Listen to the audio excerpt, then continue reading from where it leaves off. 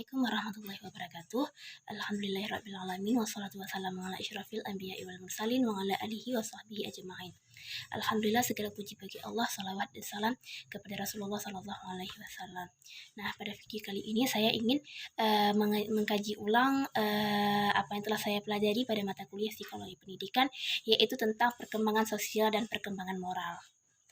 Menurut Jajah tahun 2011, perkembangan atau development adalah bertambahnya kemampuan atau skill dalam struktur fungsi tubuh yang lebih kompleks dalam pola yang teratur. Itu merupakan hasil dari proses pematangan. Sedangkan menurut Hartina, perkembangan sosial adalah proses perubahan kualitatif yang mengacu pada kualitas fungsi-fungsi organ tubuh seperti organ jasmania, sehingga tekanan arti perkembangan terletak pada penyempurnaan fungsi psikologis yang akan berlangsung sepanjang kehidupan manusia. Perkembangan sosial adalah pencapaian kematangan dalam hubungan sosial.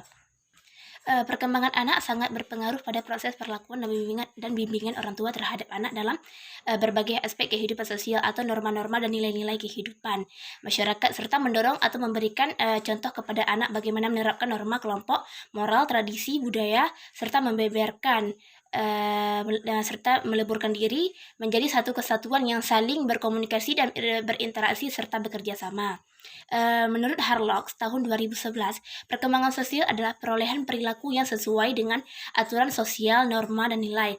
Menjadi orang yang mampu bermasyarakat atau sosialisasi adalah perkembangan perilaku anak dalam menyesuaikan diri dengan aturan yang telah ditetapkan dalam suatu lingkup perkembangan di mana anak itu berada.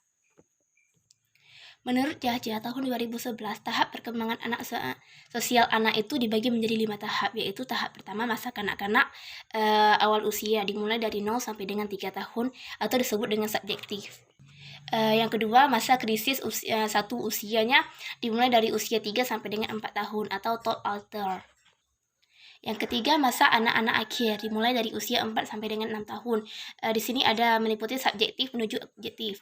Terus yang keempat ada masa kanak-kanak usia 6 sampai dengan 12 tahun objektif. Yang kelima yang terakhir ada masa krisis 2 yang itu meliputi usia dimulai dari usia 12 sampai dengan 13 tahun atau prepuber. Selanjutnya akan kita jelaskan masalah pengertian perkembangan moral.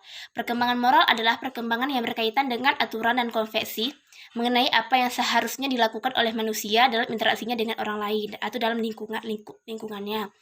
Anak-anak ketika dilahirkan itu tidak memiliki moral, yang disebut dengan immoral, tidak memiliki moral. Tetapi dalam dirinya terdapat potensi moral yang nanti waktu besar bisa dikembangkan. Selanjutnya perkembangan moral itu melibatkan perkembangan pikiran, perasaan atau emosi, perilaku, mengenai aturan serta kesepakatan tentang apa yang harus dilakukan dan apa yang tidak dilakukan dalam interaksi mereka dengan orang lain. Perkembangan moral adalah perkembangan yang berkaitan dengan kemampuan seseorang untuk mengoreksi diri apa yang seharusnya dilakukan dan apa yang tidak seharusnya dilakukan.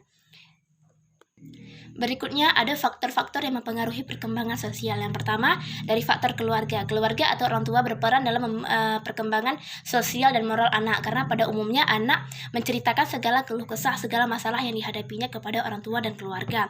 Jadi peran orang tua di sini harus memberikan masukan, bimbingan supaya anak tidak salah melangkah dalam memilih pilihan. Yang kedua, kematangan anak. Kematangan anak merupakan keadaan anak yang telah memiliki kesiapan dalam menyesuaikan diri terhadap peraturan dan norma yang ada dalam lingkungan kehidupannya, yang dipengaruhi oleh faktor belajar, faktor adaptasi, sehingga dapat bergaul dan melibatkan diri di dalam lingkungannya. Ketiga, status ekonomi. Dalam perkembangan sosial seorang anak, status ekonomi sangat perlu diperhatikan karena pada masa pertumbuhan di usia remaja, anak memiliki kebutuhan yang lebih banyak daripada sebelumnya.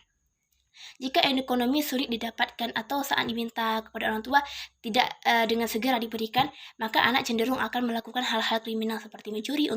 Dia tidak memikirkan apa dampaknya, tapi dia memikirkan bagaimana cara dia mendapatkan uang. Selanjutnya adalah pendidikan. Pendidikan itu berperan penting dalam perkembangan sosial dan moral anak. Jika seseorang anak dibekali pendidikan yang bagus, yang beretika, yang beretitude, pendidikan yang bermoral, pasti seorang anak itu akan cenderung menampakkan dirinya lebih baik sesuai pendidikan yang didapat. Sebaliknya, jika anak-anak tidak dibekali dengan pendidikan, dia akan cenderung lebih berkata kasar, lebih cenderung berlaku kriminal. Selanjutnya ada faktor-faktor yang mempengaruhi perkembangan moral. Menurut Rahman, tahun 2013 mengemukakan bahwa faktor yang mempengaruhi moral pada anak antara lain: satu, faktor kognitif; yang kedua, faktor emosional; yang ketiga, faktor kepribadian; yang keempat, faktor situasional. Faktor situasi ini adalah faktor keadaan sekitar. Hanya ini yang dapat saya sampaikan. Terima kasih atas segala perhatian. Mohon maaf atas segala kekurangan. Wassalamualaikum warahmatullahi wabarakatuh.